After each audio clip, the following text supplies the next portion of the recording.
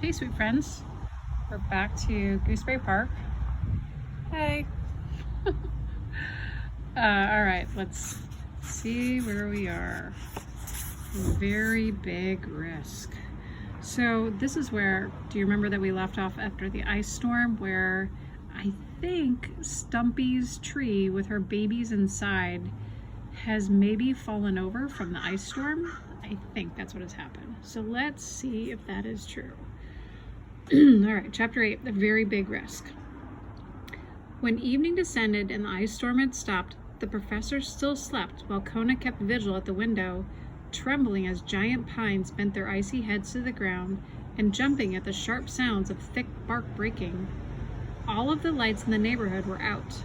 The refrigerator didn't hum, the plant light didn't buzz, and the warm furnace air didn't hush through the vents.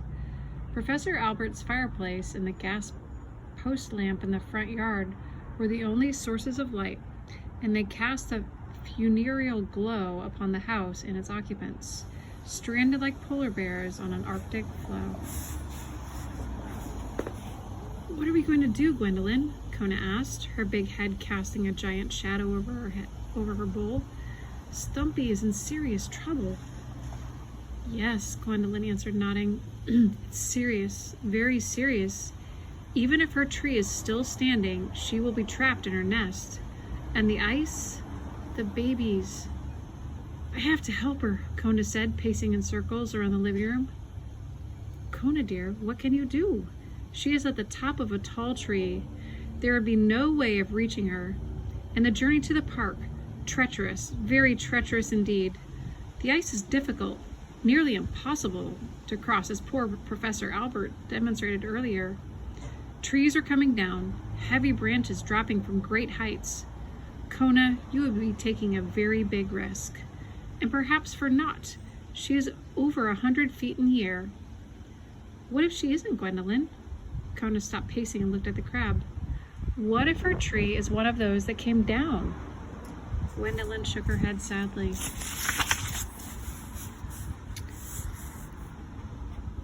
"If it was, then I very much doubt, dear, that Stumpy... such a fall."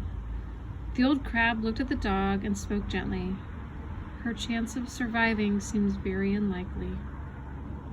Kona took a deep breath and, with eyes wide and sincere, answered, "Whether she is alive or not, Gwendolyn, I have to take care of her."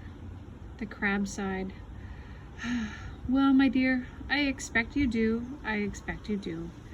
But I am not sure how you will accomplish it." 5 minutes later, Gwendolyn was working the lock on Professor Albert's front door. Look at that with Gwendolyn. Kona held her steadily in his mouth, and with a deft claw, she turned the mechanism gently, then click, it was done. Kona placed her back in her bowl. "Thank you for not sneezing, dear," she said. "I'm not sure if I can get the door open," said Kona. "Just pretend the knob is a bone," Gwendolyn answered.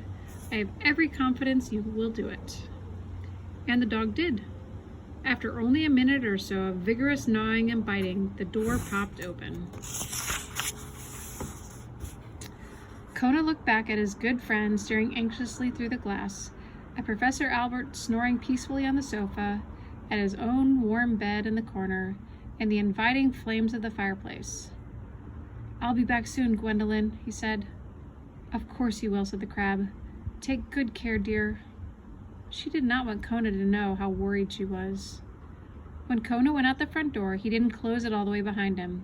He needed to be able to get back into the house before Professor Albert woke again. Kona breathed deeply, took one strong, confident step, and with a magnificent slide, shot right off Professor Albert's porch into the top of a juniper bush.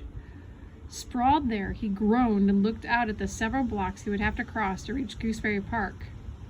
He looked back at Gwendolyn in the window, her antennae swirling around and around. Just then, a heavy branch from a tree across the street landed into his neighbor's front yard, taking several broken shingles with it. Kona sighed, then carefully maneuvered back onto his feet. Inching his way slowly, he began his ice journey. Gooseberry Park seemed to him to be on the other side of the world. Instead of taking the sidewalk, Kona decided to cut through yards.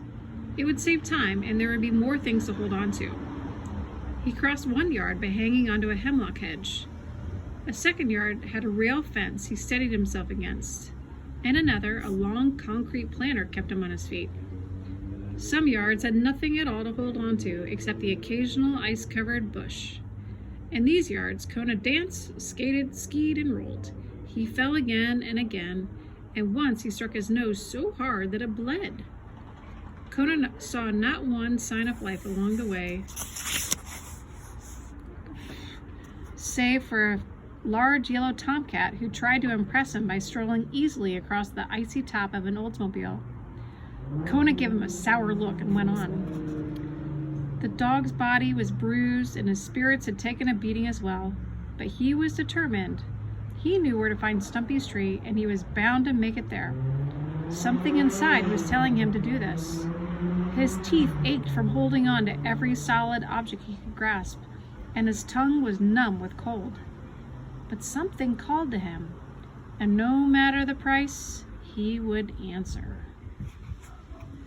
I'm going to stop there at Rescue and Remorse.